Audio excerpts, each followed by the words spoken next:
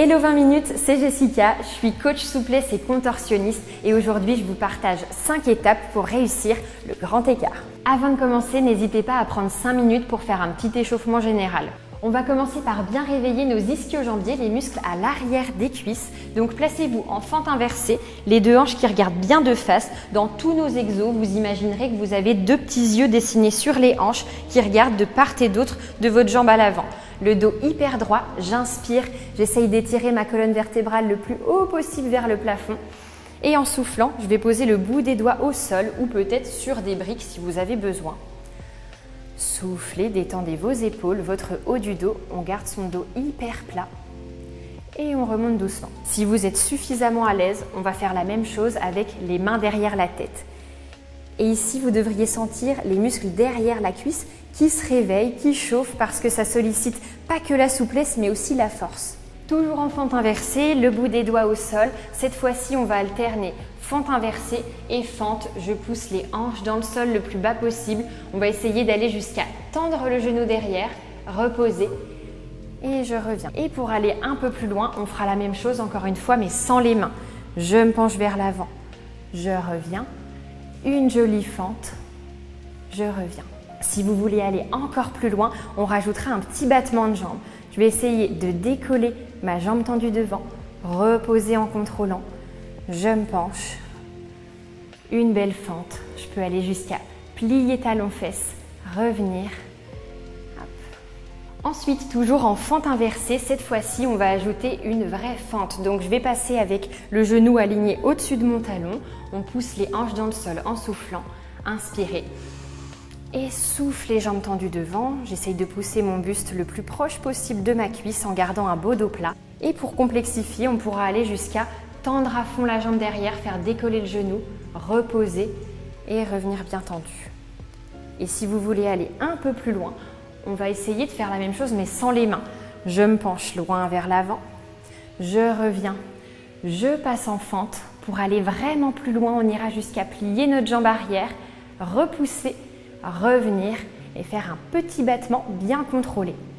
Ensuite, couché sur le dos, vous placerez vos mains derrière votre cuisse. On va essayer de rapprocher le plus possible notre cuisse de notre ventre. On va tendre cette jambe en l'air et replier. Les exos sur le dos, c'est un bon moyen quand on est débutant de travailler son grand écart parce que ça permet de garder le dos bien droit. Si vous êtes assez à l'aise, vous pourrez aller jusqu'à pied flex quand je tends, rallonge, pointe et reviens.